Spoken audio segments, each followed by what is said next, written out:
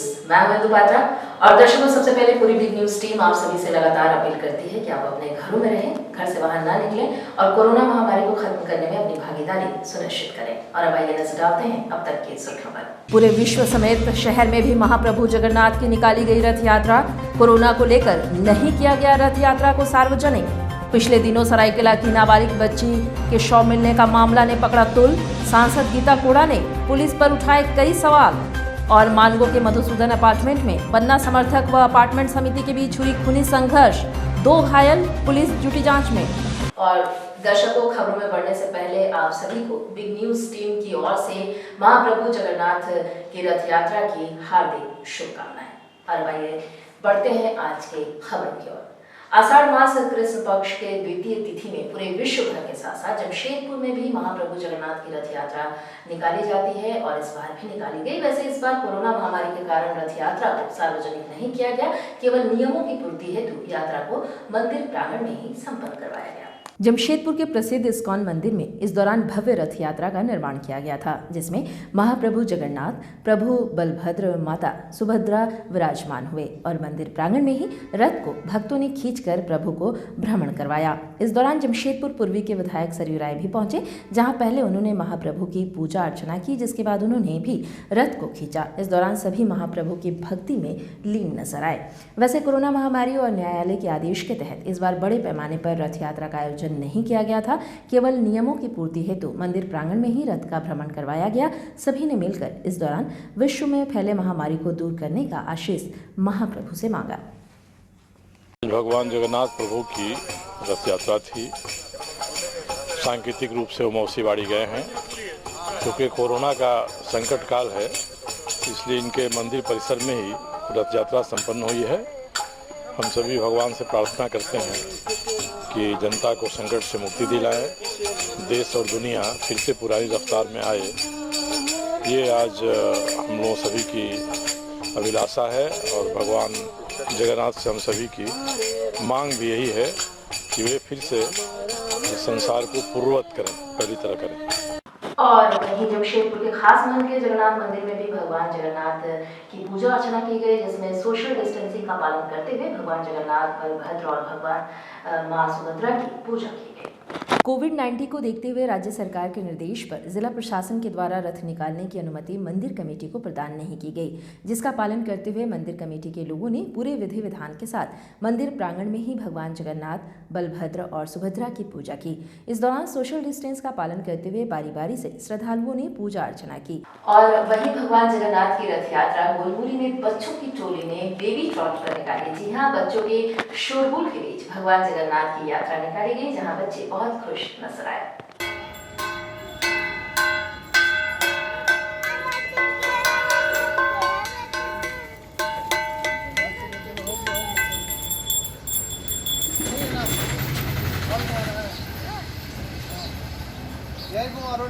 गाड़ी चल रहा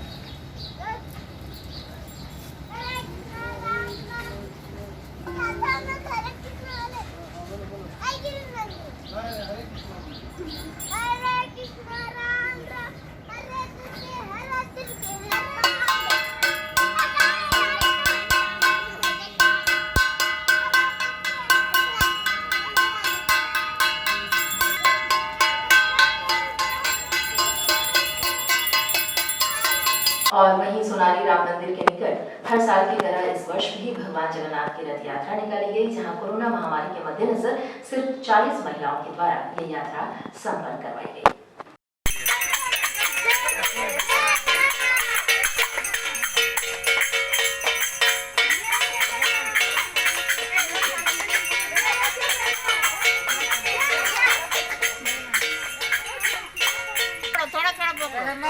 छतरी वाले आगे रखिए, ज्यादा मत चलो। जय जगन्नाथ।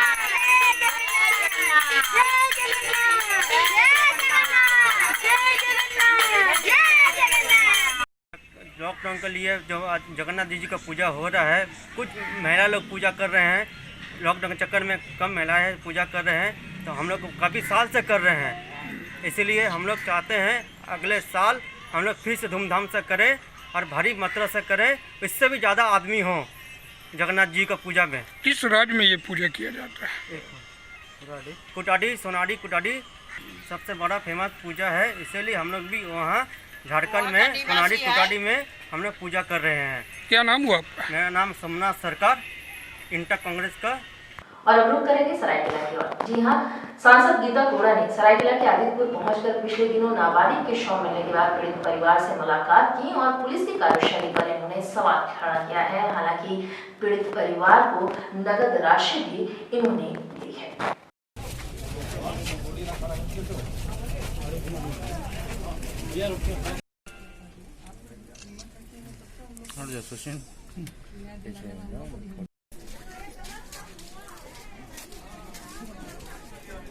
नहीं हूँ तो सरकार की ओर से कुछ परिवार को सहयोग मिल रहा है? जरूर हम लोग चाहेंगे कि सरकार की तरफ से भी, क्योंकि ये काफ़ी गरीब परिवार है और इसको सहयोग मिलना चाहिए। और हम लोग चाहेंगे कि सरकार की तरफ से भी और कानूनन जो प्रोविज़न है फैमिली को, वो मुआवजे के रूप में फैमिली को मिले। क्षेत्र लोगों का एक मानना है कि यहाँ पर कई महीनों से या वर्षों से बोला जाए यहाँ नहीं, बिल्कुल मुझे भी इसकी जानकारी अभी मिली कि इस क्षेत्र में काफ़ी मात्रा में इस तरह की घटना, ये काफ़ी नशीले पदार्थों का सेवन हो रहा है या इस क्षेत्र में इसकी भरमाता है। तो मैं चाहूँगी कि इस और भी प्रशासन का ध्यान आकृष्ट कराए कि भाई आपके नाक के नीचे इस तरह की घटनाएं हो रही हैं, तो प्रशासन उस पर क्या करे। और इस बात को मैं सिर्फ यहाँ पर नहीं छोड़ूंगी, बल्कि इसको लेकर के हम लोग माननीय मुख्यमंत्री को भी अवगत कराएंगे कि इस राज्य में इस तरह की घटनाएं हो रही है, हमारे बच्चों को, युवाओं को बर्बाद करने का कार्य हो रहा है, तो ये तो हम लोग किसी हाल में होने नहीं देंगे। प्रशासन को इस पर कार्रवाई करनी होगी। और अब बात करेंगे खूनी संघर्ष की। जहां जमशेदपुर के मानगो थाना अंतर्गत मधुसूदन अपार्टमेंट में दो पक्षों में जमकर मारपीट हुई। एक बन्ना समर्थक तो दूसरा अपार्टमेंट समिति के लोगों के साथ ये झड़प हुई। वैसे मारपीट मेंटेनेंस के मामले को लेकर हुई। इधर खूनी संघर्ष में 2 लोग घायल हो गए हैं। इधर घायलों को इलाज के लिए अस्पताल में भर्ती करा दिया गया है और बताया जा रहा है कि मधुसूदन अपार्टमेंट के रहने वाले मनोज सिंह पर राजेश ने जानलेवा हमला किया था। इधर घायल को आनंद फानन में इलाज के लिए एमजीएम अस्पताल में भर्ती करा दिया गया है। हमलावर के खिलाफ स्थानीय थाने में एक लिखित शिकायत भी दर्ज कराई गई है। इधर घटना की खबर मिलते ही मौके पर पुलिस पहुंची और मामले की तफ्तीश में जुट गई है। से पहले कुछ सोसाइटी के लिए विवाद था, उसमें हम गए थे पंचायती करने। उसके लिए विवाद था, हमसे उसको टेंशन था, बोला तुम 0 बनता है पंचायती कर जाता है, जिसके कारण लोगों मेरे ऑफिस में आकर मारपीट किया। मनोज सिंह के साथ 7-8 आदमी और से लाठी डंडा से लैस होकर आए थे दीना चौक पर और मेरे साथ मारपीट किया, जिसमें मेरा सोना का चैन भी छीनताई हुआ है। क्या चीज से मारा है? लाठी और रॉड था, उसी में से कोई चीज से लगा है। अच्छा, मनोज सिंह के साथ और भी कोई? और 6-7 आदमी थे, जिसको हम चेहरा से जानते हैं, नाम नहीं है। और यहाँ आपको बताते चले कि जमशेदपुर में राज्य के स्वास्थ्य मंत्री बन्ना गुप्ता के आईटी सेल के द्वारा पूरे मानगो क्षेत्र में बरसात के मद्देनजर बृहद पैमाने पर सफाई अभियान चलाया जा रहा है। वहीं गली मोहल्ले तक इस अभियान को चलाया गया। मंगलवार से इस अभियान की शुरुआत की गई। पूरे मानगो क्षेत्र में बृहद पैमाने पर इस अभियान को 1 सप्ताह तक के लिए चलाया जाएगा। अलग अलग टीम बनाकर विभिन्न इलाकों में ये अभियान चलाया जा रहा है। खुद आईटी सेल के लोग इसमें सफाई कर्मचारियों के साथ मिलकर सफाई करते नजर आ रहे हैं। वैसे आमतौर पर सफाई अभियान मुख्य सड़कों पर ही दिखाई देता है, लेकिन ये अभियान मुख्य सड़कों के साथ साथ गली मोहल्लों में भी चलाया जा रहा है। आईटी सेल के सदस्यों ने कहा है कि महामारी की रोकथाम और बरसात को देखते हुए ये अभियान चलाया जा रहा है और कोशिश की जा रही है कि 1 सप्ताह में पूरे मानगो में सफाई कार्य को पूरा करवा लिया जाए। पूरे मानगो में स्वास्थ्य का अभियान चलाया जाएगा। साफ सफाई जितना भी है, ब्लीचिंग का छिड़काव, कोरोना को देखते हुए और बरसात को देखते हुए एक स्पेशल अभियान चलाया जा रहा है, जो अभियान करीब 1 हफ्ते तक कंटिन्यू चलेगा और हर एरिया में इसको हम लोग चलाएंगे। लेकिन 1 हफ्ते में मानगो की साफ सफाई मोटा मोटी हम लोग कर लेंगे, क्योंकि सुबह से लेकर शाम तक 5 बजे तक चलेगा। मजदूरों के साथ है कि मजदूर जो हम लोग रहेंगे तो अधिक से अधिक काम होगा, इसलिए मजदूर के साथ हम लोग लगे हुए। और यहाँ आपको बताएं कि धनखेड़ी वेलफेयर सोसाइटी की ओर से कैंप लगाकर सरकारी सुविधा मजदूरों को मुहैया कराने के लिए मजदूरों का जॉब कार्ड बनाने का कार्य किया गया। लेबर कार्ड उसमें डायरेक्ट आप क्या काम करते हैं, तो ऑटो चालक इस तरह से ऑटो चालक यहाँ पर मेरा भी चालू नहीं हुआ है, आगे बंगाल में ज़्यादा बेहतर है।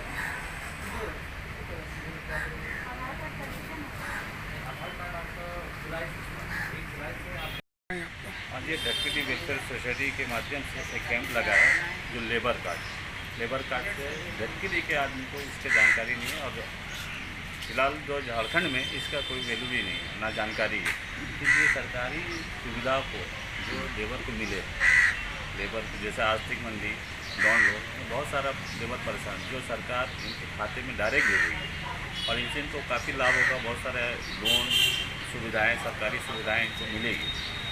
बस यही देखते तो कैसे लोग आ रहे हैं? हाँ, लोग आ रहे हैं। किस टाइप के लोग आ रहे हैं? लोग आ रहे हैं जो गरीबी है, जो घर घर में काम करते हैं, टेम्पो चलाते हैं, इस तरह के बहुत सारे लोग आ रहे हैं, मना रहे हैं, उनको समझाया जा रहा है। तो इसी को देखते हुए आगे भी उम्मीद है कि कैंप लगेगा। क्या नाम हुआ? मेरा नाम मुमताज़ अहमद है और आगे जो कैंप लगेगा उस पर हम लोग इससे बड़ा कैंप भी होगा और अच्छा पैमाने पे होगा। और यहाँ आपको बताएं कि जनसंघ के संस्थापक डॉक्टर श्यामा प्रसाद मुखर्जी की पुण्यतिथि मनाई गई। बता दें कि 23 जून 1953 को कश्मीर के अब्दुल्ला कारागार में डॉक्टर श्यामा प्रसाद मुखर्जी की रहस्यमयी ढंग से मौत हुई थी। उसके बाद से लेकर आज तक भारतीय जनता पार्टी जनसंघ के संस्थापक डॉक्टर श्यामा प्रसाद मुखर्जी की पुण्यतिथि को बलिदान दिवस के रूप में मनाने जा रहे हैं। इधर इस मौके पर जमशेदपुर में भी भारतीय जनता पार्टी के कार्यकर्ताओं ने डॉक्टर श्यामा प्रसाद मुखर्जी के चित्र पर माल्यार्पण कर उन्हें भावभीनी श्रद्धांजलि अर्पित की और उनके बताए गए आदर्शों पर चलने की प्रेरणा ली। वहीं इस संबंध में राज्य के पूर्व मुख्यमंत्री रघुवर दास ने बताया है कि डॉक्टर श्यामा प्रसाद मुखर्जी ने भारत की अखंडता का सपना देखा था। उनके सपनों को पीएम मोदी ने साकार करते हुए एक देश, एक कानून और एक ध्वज वाला देश बनाने का काम किया है। उन्होंने बताया है कि 70 साल पहले देखा गया सपना आज पूरा हो रहा है, जिससे डॉक्टर श्यामा प्रसाद मुखर्जी की आत्मा को शांति मिल रही होगी। उन्होंने डॉक्टर श्यामा प्रसाद मुखर्जी को युवाओं का प्रेरणा स्रोत बताया। वहीं भारतीय जनता पार्टी जमशेदपुर महानगर के जिला अध्यक्ष दिनेश कुमार ने भी डॉक्टर श्यामा प्रसाद के बलिदान से युवा पीढ़ी को सबक लेने की जरूरत बताई। उन्होंने कहा कि प्रधानमंत्री नरेंद्र मोदी और गृह मंत्री अमित शाह के कारण आज एक देश, एक कानून का सपना साकार हो रहा है। आज 23 जून 1953 को डॉक्टर श्यामा प्रसाद मुखर्जी जी का कश्मीर में शेख अब्दुल्ला के कारागार में अति संदेहात्मक अवस्था में देहांत हो गया था। तो आज भारतीय जनता पार्टी पूरे देश में बलिदान दिवस के रूप में डॉक्टर श्यामा प्रसाद मुखर्जी जी के बलिदान को याद कर रहे हैं। भारत की अखंडता, अस्मिता और संस्कृति की अभिलाषा के सपनों के लिए बलिदान हुए बलिदानी डॉक्टर श्यामा प्रसाद मुखर्जी की जीवन गाथा हम सभी देशभक्तों को देश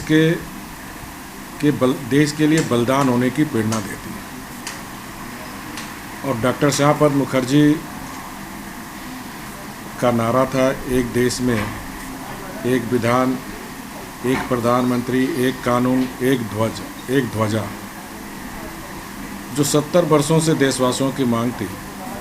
और उस मांग को हमारे देश के लोकप्रिय आदरणीय प्रधानमंत्री मोदी जी ने जम्मू कश्मीर में जो 370 धारा और 35A कानून को समाप्त कर डॉक्टर श्यामा प्रसाद मुखर्जी जी की बलिदान और देशवासियों की जो करोड़ों लोग इसके लिए आंदोलन किए थे, उनको पूर्ण करने का काम किया। और इस तरह निश्चित रूप से आज डॉक्टर श्यामा प्रसाद मुखर्जी स्वर्ग में हैं, उनके आत्मा को जरूर आज शांति मिल रही है। मैं फिर से समस्त देशवासियों को इस बलिदान दिवस के अवसर पर समस्त देशवासियों से अपील करना चाहता हूँ कि हम देश के लिए सर्वस्त्र न्यौछावर करने के लिए तैयार रहें। यही सीख हमें डॉक्टर श्यामा प्रसाद मुखर्जी ने दी। और इधर जमशेदपुर के धतखेड़ी स्थित हरिजन बस्ती निवासियों ने अपनी स्वेच्छा से क्षेत्र में अतिक्रमण भूमि को मुक्त किया। इस दौरान बस्ती के सारे सदस्य मिलकर क्षेत्र को अतिक्रमण मुक्त कराते नजर आए। विगत कई वर्षों से उक्त स्थान पर अतिक्रमण कर रखा गया था, जिस पर प्रशासन द्वारा भी कई बार अतिक्रमण मुक्त कराने का आदेश जारी किया गया, पर इस निर्देश को दरकिनार करते हुए हरिजन बस्ती के लोग स्वयं उक्त स्थान को अतिक्रमण मुक्त कराए। साथ ही उन्होंने बताया है कि प्रशासन हस्तक्षेप कर क्षेत्र को अतिक्रमण मुक्त करे। इससे पहले ही अपने दायित्वों का निर्वहन करते हुए बस्ती के लोगों ने स्थान को अतिक्रमण मुक्त करा दिया है।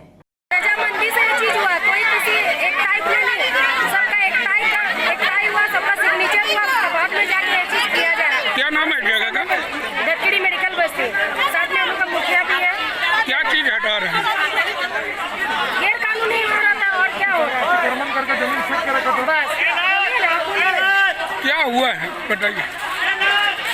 आज मेडिकल व्यक्ति गौरीशंकर मंदिर के समीप जो हमारे जो बस्तीवासी जो अतिक्रमण किए हुए थे, बहुत दिन से शिकायत हम लोग का मस्जिद कमेटी से आ रहा था, तो उसी शिकायत को लेकर आज हम लोग बस्तीवासी एक मीटिंग किए, बैठक किए कि मस्जिद कमेटी की तरफ से शिकायत आ रहा है कि यहाँ पर अतिक्रमण हो रहा है, हम लोग का जब शव आता है तो आने जाने में दिक्कत होता है।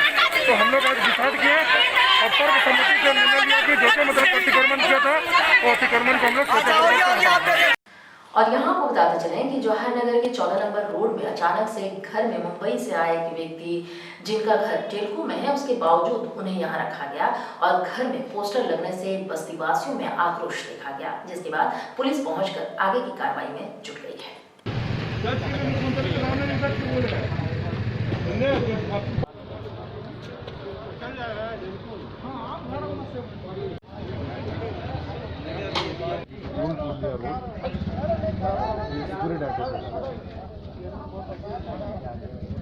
रोड नंबर 2 सूचना मिला था कि यहाँ पे कोई बाहर से आके यहाँ पे रह रहा है। होम क्वारंटाइन तो रखा गया था, बट अंदर से कुछ पब्लिक आना जाना कर रही थी, कुछ रेंटर रहते थे, तो इन लोगों का आसपास वालों को आपत्ति थी, जिसकी वजह से इनको कपाली में फिलहाल शिफ्ट किया जा रहा है। उनके कोई रिश्तेदार आए हैं, वहाँ पे सेपरेट होम था, तो वहीं पे भी फिलहाल वो होम क्वारंटाइन में रहे। ये क्या घर को ये सील किया जाएगा? ये वो तो अभी देखा जा रहा है, हो सकता है कि सील किया जाएगा। ठीक। और यहाँ आपको बताएं कि मोमिन कॉन्फ्रेंस पूर्वी सिंहभूम जिला इकाई की ओर से जिला मुख्यालय के समक्ष लद्दाख में हुए शहीद जवानों को श्रद्धांजलि अर्पित की गई और इस दौरान कॉन्फ्रेंस के द्वारा चीन देश की कड़ी निंदा करते हुए देश के लोगों से चाइनीज सामानों की बिक्री का बहिष्कार किया गया और इस दौरान कॉन्फ्रेंस के सारे सदस्य मुख्य रूप से मौजूद थे। वीर शहीद अमर रहे, चीन से बदला लेना होगा, चीन को सबक सिखाना होगा, चीन से बदला लेना होगा, चीन को सबक सिखाना होगा, चीन का सामान को आना देश में बंद करो। जैसा कि आप सभी जानते हैं कि देश के गलवान घाटी में जिस तरह से हिंदुस्तान जवानों को शहीद किया गया, वो छलपूर्वक जो शहीद किया गया, आज हम लोग उन सभी शहीदों को श्रद्धांजलि देने के लिए फूलमाला श्रद्धांजलि दे रहे हैं।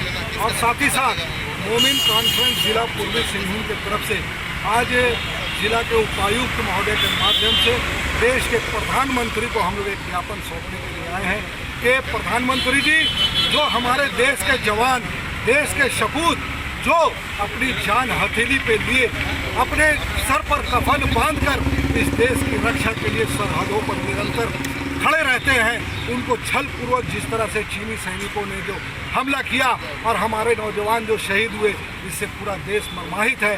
मोमिन कॉन्फ्रेंस इसका भत्सना करता है और हम सभी उनको नम आंखों से उनको श्रद्धांजलि दे रहे हैं।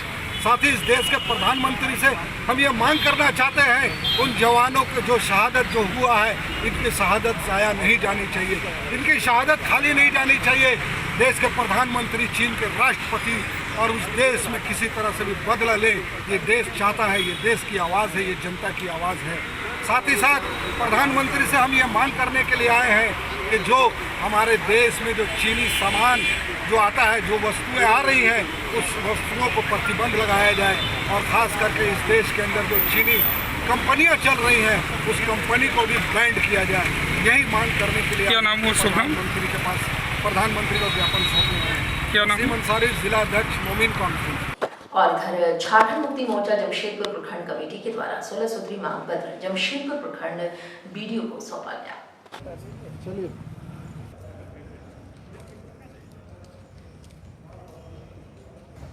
हाँ बहादुर भाई, क्या मांग कर लिखा है? आज हम लोग पूर्व घोषित कार्यक्रम के तहत झारखंड मुक्ति मोर्चा जमशेदपुर प्रखंड के प्रतिनिधि मंडल करंडी स्थित प्रखंड विकास पदाधिकारी को जमशेदपुर प्रखंड के अंतर्गत विभिन्न पंचायतों के विभिन्न समस्याओं को मांग को लेकर एक मांग पत्र सौंपने आए हैं और इस मांग पत्र में पानी, बिजली, सड़क, सामुदायिक भवन, नाला का साफ सफाई एवं सिंचाई के लिए सिंचाई नाला से संबंधित मांग को लेकर आज कितना सूत्री मांग है? 16 सूत्री मांग है।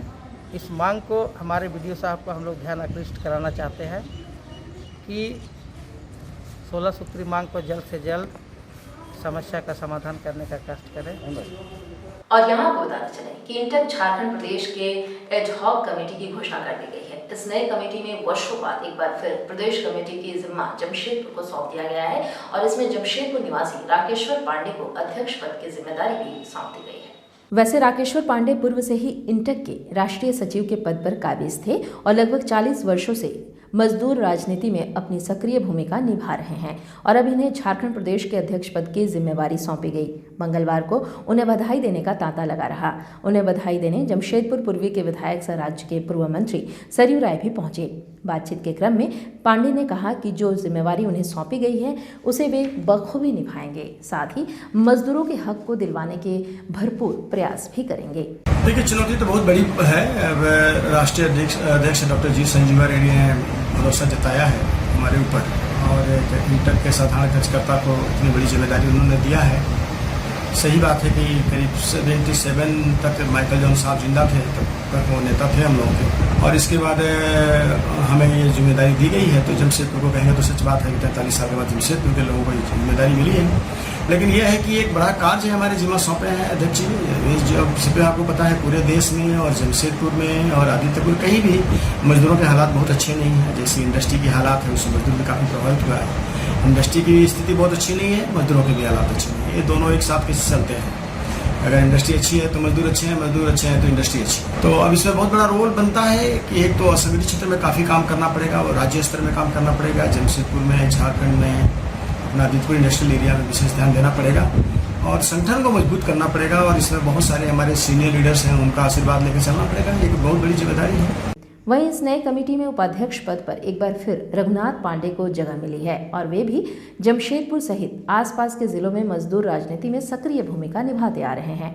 उन्होंने बातचीत के क्रम में कहा है कि इस पद पर वे पूर्व से हैं और हमेशा से उनकी ये प्रयास रही है कि मजदूरों की आवाज़ को वे बुलंद करें और उनके अधिकारों को दिलवाएं।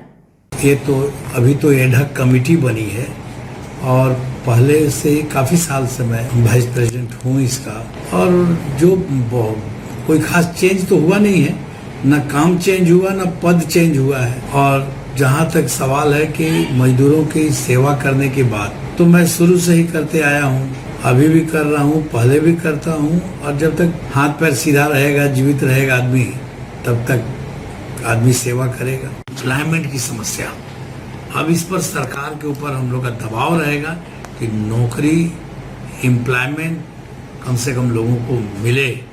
सरकार को दबाव देना पड़ेगा क्योंकि अब लोग अब पेट की तरफ दौड़ेंगे। ये तो जान बचाने की बात है, अब तो दोनों को लेके चलने का बात है। तो सरकार को कम से कम इस पर ध्यान देना चाहिए कि मजदूरों को जो है सो रोजी रोटी का इंतजाम करे, उसके लिए नौकरी चाहिए। और इधर जमशेदपुर के जिम संचालकों के द्वारा मंगलवार को एक बार फिर जिम खुलवाए जाने की मांग को लेकर जिले के उपायुक्त से मुलाकात की गई। साथ ही इनकी मांगों पर गौर करते हुए जिम को अविलंब खुलवाए जाने की मांग उठाई गई है। फिटनेस वॉरियर जिंदाबाद, फिटनेस वॉरियर जिंदाबाद, फिटनेस वॉरियर जिंदाबाद, फिटनेस वॉरियर जिंदाबाद।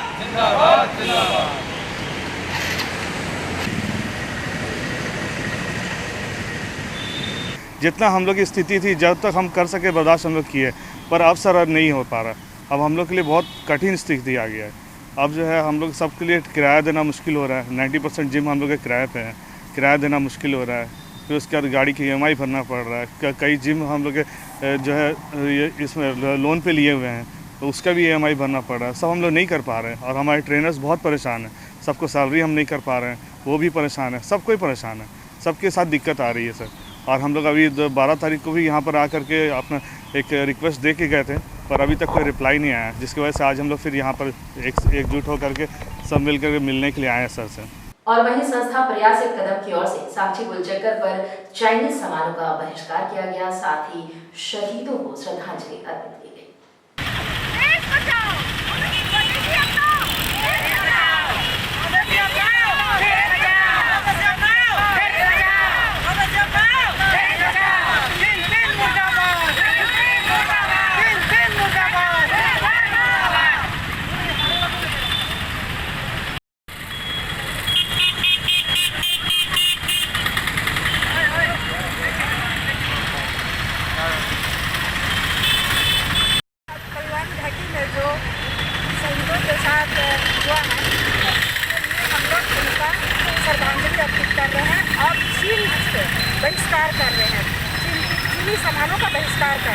किस संस्था द्वारा आज ये कर दी? प्रयास एक कदम की तरफ से। मैं प्रयास एक कदम की अध्यक्ष हूँ, रेणु शर्मा। किस तरीका से विरोध जाहिर कर रही हैं? हम लोग का एक पुतला जलाकर और उन्हें कैंडल मार्च करके, कैंडल मार्च हमको शहीदों के लिए कर रहे हैं और उनको पुतला जलाकर बहिष्कार। क्या नाम हुआ आपका? रेणु शर्मा। और चलते चलते एक नजर अब तक के सुर्खियों पर। पूरे विश्व समेत शहर में भी महाप्रभु जगन्नाथ की निकाली गई रथ यात्रा। कोरोना को लेकर नहीं किया गया रथ यात्रा को सार्वजनिक। पिछले दिनों सरायकेला की नाबालिग बच्ची के शव मिलने का मामला ने पकड़ा तुल। सांसद गीता कोड़ा ने पुलिस पर उठाए कई सवाल। और मानगो के मधुसूदन अपार्टमेंट में पन्ना समर्थक व अपार्टमेंट समिति के बीच हुई खूनी संघर्ष, 2 घायल, पुलिस जुटी जांच में।